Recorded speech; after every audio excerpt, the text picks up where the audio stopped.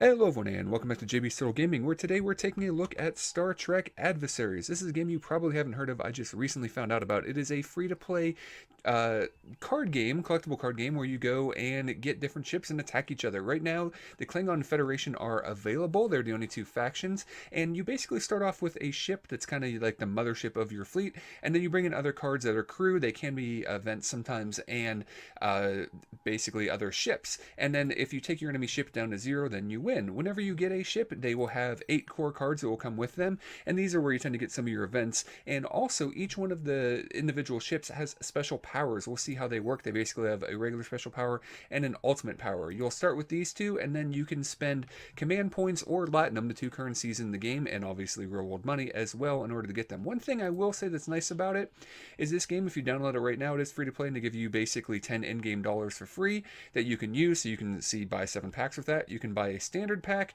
a Klingon pack, or a Federation pack. So basically, do you want some from both factions or just one of the factions, which is kind of interesting. And again, 5 cards, at least one of them rare. So we can go ahead and open a pack actually to just see how that goes. I have 2 left here. We haven't opened yet. I actually earned 1 from playing online so far, and just like any other game. And I do want to point out this is in very early access. Not all of the things are in the game.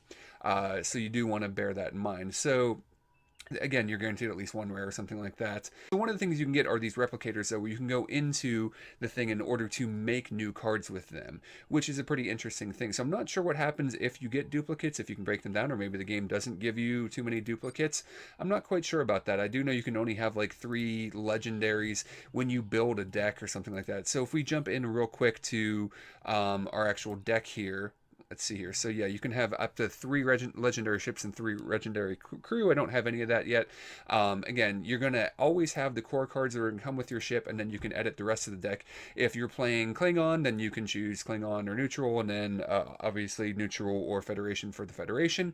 And you want to balance it out. Here's your curve here, and it works like a lot of other card games that you expect to work. Now, you can build up to 3 different decks for each ship that you have. The ships are actually, and let's go back here, are unlocked. Again, you can use Latinum, which is kind of like the in-game money, or command points, and this is what command points are used for in order to unlock these different ships. And they have different costs, and then again, each one's going to have different special abilities and core cards to go with it. So let's go ahead and do this, and you can jump into single player, where it seems like yeah, it's a random AI you go up against, and there are definitely different difficulties for that. I'm kind of surprised you can't choose difficulty or play online. As you can see, we want to point out, yeah, let's go ahead and play multiplayer. If this doesn't pop up quickly, we may put a break in here or just do a single player against the AI.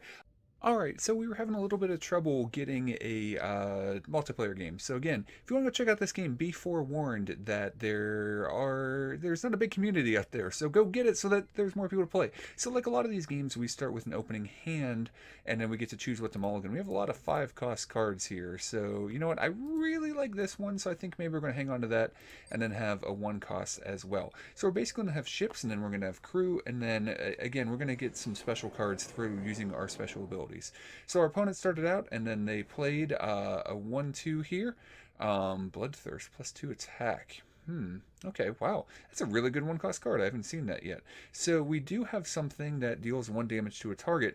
So this is kind of a bummer. If we play this, then we could deal damage to that, but then it'll get more damage and it can deal it back to us. So we could instead go ahead and use, because of the second player, we're able to get 1 energy. And again, like a lot of these games, are going to have 1 energy turn 1, 2 energies turn 2. The second player has the ability to play a card to give them 1 more energy. So by playing that now, this ship will go ahead and attack us. Okay.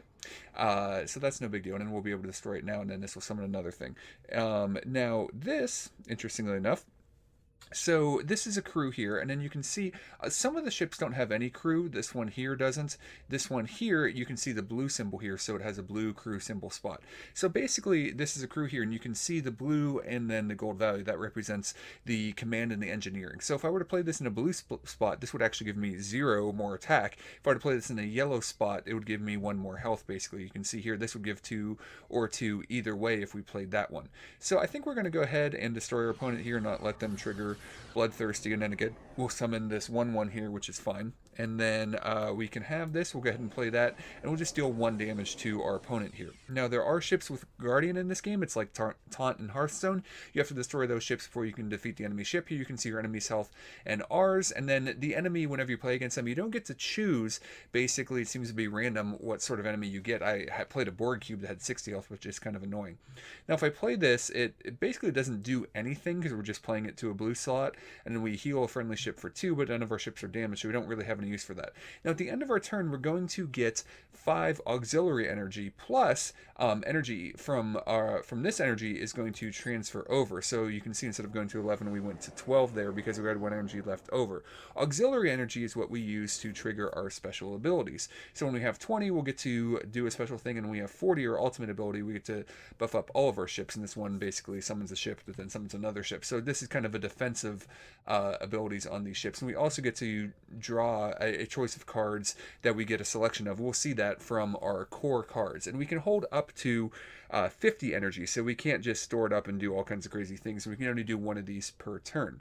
So now we're in a situation where we have 3 energy and really not a lot we can do. I mean, we can go ahead and play this, but again, it doesn't really do anything for us. So this is kind of annoying. I mean, we'll just go ahead and attack the enemy ship, do a little bit of damage to them. And also, when you take damage, your auxiliary energy goes up here. So you can see that their auxiliary energy actually went up a little bit when we attack them. Now, again, we got a little bit, 5 at the end of our turn, and then when this energy transferred over. But we're in a little bit of trouble here. We are, definitely taking some damage. We're not doing too great on ships. We're going to have 4... energy and nothing to play. I think I need to change this deck around. I think I got too many 5 drops and not enough 4 drops. So we can definitely destroy this ship, but again, basically do nothing except we can use our special ability if we want to. And you know what? We don't really have a lot we can do this turn. We do have some stuff we can do next turn, so I think I'm going to go ahead and do that. And then here we go. Now we get to select, and this actually works out not great, because again, this is a 5-cost card, so we could do this to buff a ship with Guardian, or to give +2 attack to a ship with Guardian, but this is an actual ship. I think we're going to go ahead and do this. We're going to play this and then give attack to this guy. Now, at this point, we're in a little bit better shape. Now, do we want to... Now, I still think, yeah, we're going to take this one out because that ship will still be able to take out our ship with Guardian. But now we'll do 3 damage instead of 1 to this, and we'll more easily be able to take it out. Again, this isn't really going to do anything for us. It seems like we have a lot of blue command spots on the ships we have in this deck, and not a lot of engineering spots, which is kind of a bummer. I may need to change that up a little bit. Well, they definitely buffed up that ship, so, but we took them out. So, yeah. Interesting choice there. All right, so we have a Guardian ship. We can go ahead and go after this this ship if we want to, or just go straight after enemy.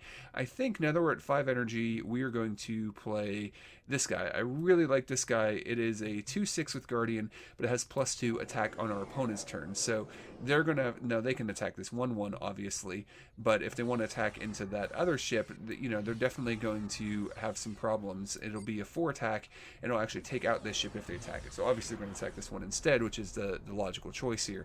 But I really do like this ship quite a bit. You can see it's 4 defense on the attack. So they're going to use one of their special abilities here to deal 1 damage to an undamaged ship. So let's see here. What do we want to do now? Now we could take a ship down to 1 hit points, but we have a couple of those. That could be more useful later. We could play something with haste, which could be pretty useful actually to try to deal a bunch of damage to the enemy. And I think we might do that. I think we are going to do that.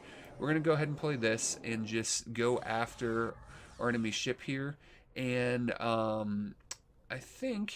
You know what? And we're going to go ahead and use this to take out this ship, so that this ship is going to have a little bit more longevity, because now we're going to attack here, and now we are finally going to play this card that has been pretty useless to us.